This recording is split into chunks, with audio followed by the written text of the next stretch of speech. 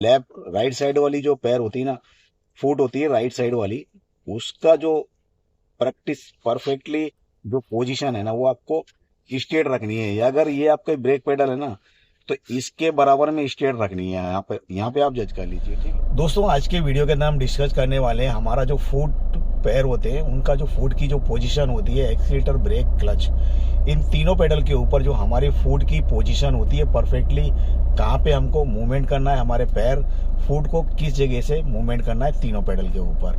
पिछली वाली जो वीडियो मैंने अपलोड की थी, उसके अंदर जो मिस यूज रॉन्ग पेडल जो यूज हुए थे, उनकी वजह से कितना नुकसान होता है और कितना बड़ा हादसा होता है। तो आज का वीडियो इसी के ऊपर है। वीडियो अच्छा लगे तो लाइक जरूर करना है, चैनल पे नए चैनल को सब्सक्राइब भी करना। तो दोस्तों, आज का वीडियो कर लेते हैं।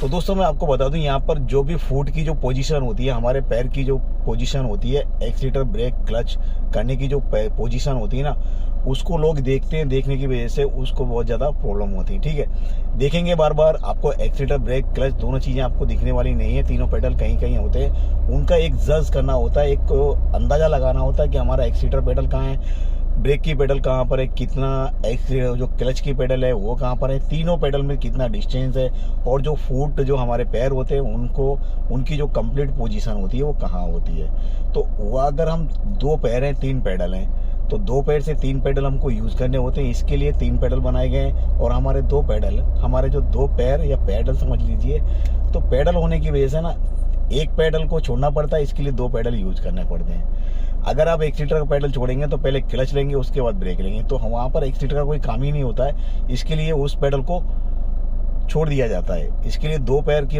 दो फुट हमारे होते हैं, पैर होते हैं, उनके हमारे कंट्रोल करते हैं। तो चलिए मैं आपको दिखाता हूँ आपकी जो परफेक्टली पोजीशन, आपको अपने फुट की पोजीशन कहाँ पे रखनी है, उसकी वजह से आपकी जो गलतियां होती है वो मिस आउट हो जाए, और जो मिस एंडिंग है वो फाइनली क्लियर हो जाए। तो आपकी अगर फुट की परफेक्ट पोजीशन को आप कंप्लीटली प्रैक्टिस में ले लेंगे, तो कभी भी कोई रॉन्ग पेडल यूज नहीं होगा आपका। तो चलिए मैं आपको दिखाता हूँ प्रैक्टिकल।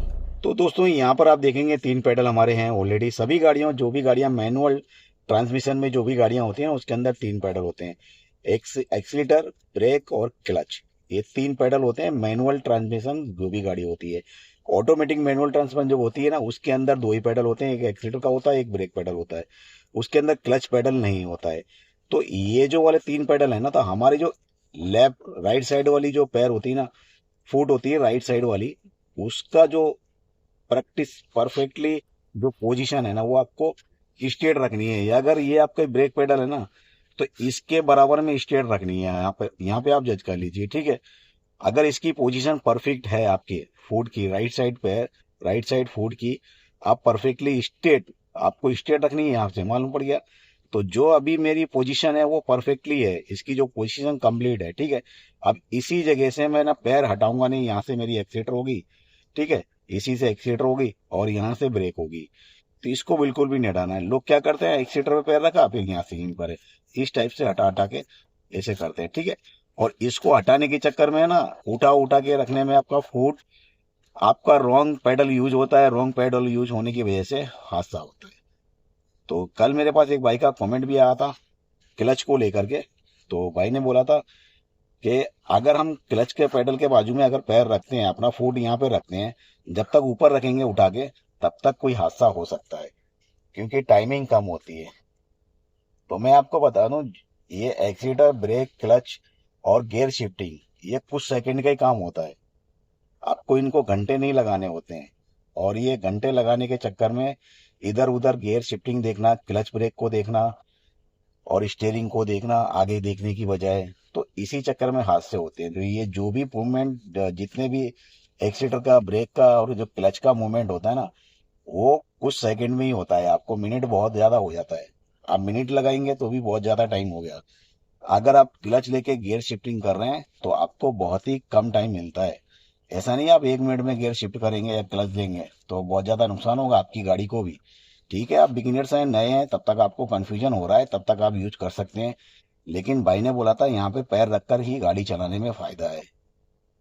ठीक है, अभी आप बिगिनर्स हैं तो आपको लग रहा है कि यहाँ पे रख के पैर चलाने में बेनिफिट है, तो ये चीज़ ठीक नहीं है। वैसे अगर आप क्लच के ऊपर पैर रख के गाड़ी चलाएंगे तो आपकी क्लच प्लेट है जो है ना, वो क्रैश होंगी, डैमेज होंगी, तो आपका ही नुकसान होने वाला है इसमें। यहाँ पर पैर रखना मतलब आपकी क्लच दब रही है, और दबने की वजह से आपका क्लच प्लेट डैमेज हो रही है, ये चीज़ आप जान लीजिए। इसके लिए नीचे रखना है।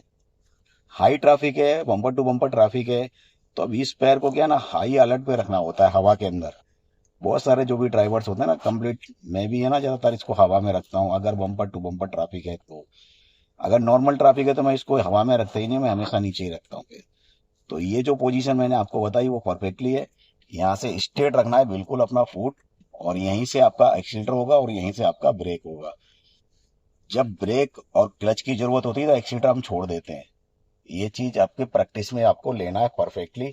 जिस दिन आप इसको प्रैक्टिस में ले लेंगे, जैसे माना हमने क्लच ली, तो यहाँ पर हमारा कोई काम ही नहीं बनता है एक्सीलरेटर पे पैर रखने का। अगर क्लच भी ले रहे हैं, एक्सीलरेटर भी ले रहे हैं, तो आपकी जो गाड़ी है ना वो एक्सीलरेटर ज्यादा करेगी, रेस करेगी ज्यादा।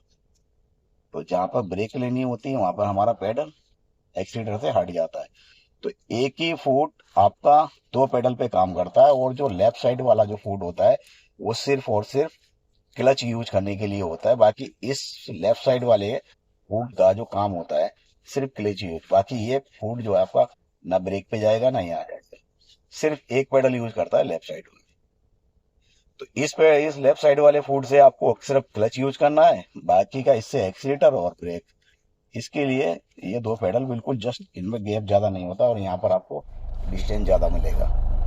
अब इस गाड़ी का इसका इस पेडल और इस पेडल में डिस्टेंस आप देखेंगे तो आपको थोड़ा ज्यादा लगेगा, और यहाँ पर आप देखेंगे तो ये दो पेडल के बीच में यहाँ पर आपका डिस्टेंस कम मिलेगा। मेरी फुट नहीं आ रही है अंदर, यहाँ पे देखिए मेरी फुट इतनी अंदर जा रही है, ठीक है, और यहाँ पे देखिए मेरी फुट नहीं जा रही है अंदर, ठीक है, फंस रही है, और यहाँ पे पूरी फुट मेरी अंदर जा रही है।